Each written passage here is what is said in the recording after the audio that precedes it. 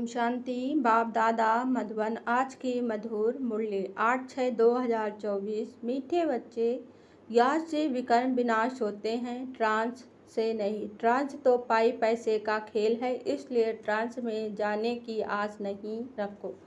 प्रश्न, माया भिन्न भिन्न रूपों से बचने के लिए बाप सब बच्चों को कौन सी एक सावधानी देते हैं? उत्तर, मीठे बच्चे, ट्रांस की आस मत रखो। ज्ञान योग में ट्रांस का कोई कनेक्शन नहीं। मुख्य है पढ़ाई। कोई ट्रांस में जाकर कहते हैं हमारे में मम्मा आई, बाबा आया।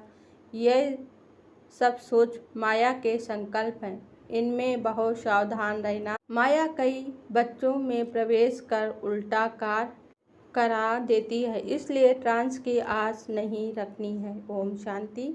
मीठे मीठे रूहानी बच्चे ये तो समझ गए हैं कि एक तरफ है भक्ति, दूसरी तरफ है ज्ञान। भक्ति तो अथाह है और सिखाने वाले अनेक हैं।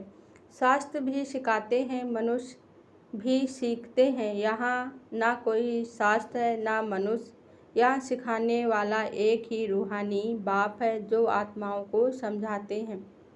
अच्छा, आज की मुरली से मुख्य 10 पॉइंट। पहली पॉइंट, आत्मा ही धारण करती है। परमपिता परमात्मा में यह सारा ज्ञान है। 84 के चक्र का उनमें नॉलेज है, इसलिए उनको भी सौदर्शन चक्रधारी कह सकते हैं। दूसरी पॉइंट, तुम जानते हो इन सन्यासियों आदि को ज्ञान तब मिलता है जबकि विनाश का समय होता है। समझेंगे अब तो मौत आया कि आया। तीसरी पॉइंट, तुम्हारा झाड़ धीरे धीरे बढ़ता है। सन्यासियों को सिर्फ कहना है कि बाप को याद करो।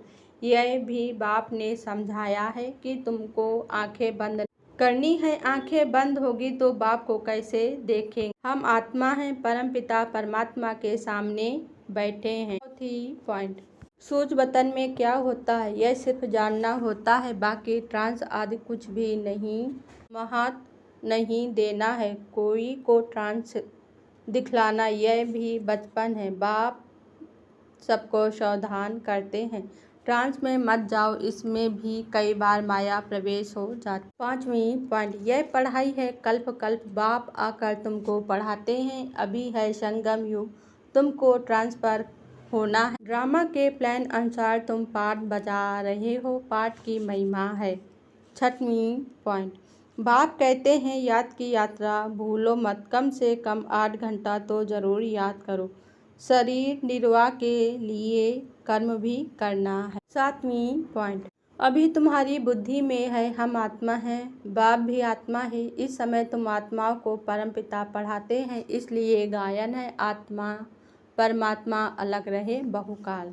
आठवीं पॉइंट, हम शिव बाबा की याद में रहकर भोजन बनाते हैं, जो खाने से ही उनके हृदय पिघल जाए। घड़ी घड़ी याद भूल जाती है।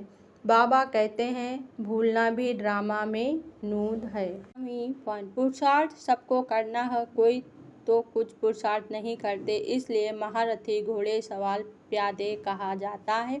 महारथी थोड़े होते हैं, प्रजा व लश्कर जितना होता। 10वीं पॉइंट, सबको अपना हिसाब किताब चुकतू करके जाना है। अगर सजाएं खा कर जाएंगे तो पद कम हो जाएगा। तो सजा नहीं खाते हैं, वह सिर्फ माला के 8 दाने कहे जाते हैं। 9 रत्नों की ही अंगूठी आज बनती है। अच्छा, धारणा के लिए मुख्य सार। पहली पॉइंट, संगम युग पर स्वयं को ट्रांसफर करना है। पढ़ाई और पवित्रता की धारणा से अपने कैरेक्टर सुधारने हैं, ट्रांस आदि का शौक नहीं रखना है। दूसरी पॉइंट, शरीर निर्वाह अर्थ कर्म भी करना है, नींद भी करनी है, हठ योग नहीं है, लेकिन याद की यात्रा को कभी भूलना नहीं है। योग युक्त होकर ऐसा शुद्ध भोजन बनाओ और खिलाओ जो खाने वाले का हृदय शुद्ध हो जाए। वरदान आज बाबा ने दिया, अपनी सूक्ष्म शक्तियों पर विजयी बनने वाले राज ऋषि स्वराज अधिकारी आत्मा भव। स्पष्टीकरण, कर्मेंद्रिय जीत बनना तो सहज है, लेकिन मन बुद्धि संस्कार इन सूक्ष्म शक्तियों पर विजयी बनना यह सूक्ष्म अभ्यास है। जिस समय जो संकल्प जो संस्कार इमर्ज करने चाहें, वही संकल्प वही संस्कार सहज अपना सके। इसको कहते हैं सोच शक्तियों पर विजय अर्थात राज ऋषि स्थिति। अगर संकल्प शक्ति को आर्डर करो कि अभी अभी एकाग्रचित्त हो जाओ, तो राजा का आर्डर उसी घड़ी उसी प्रकार से मानना, यही है राज अधिकारी की निशानी।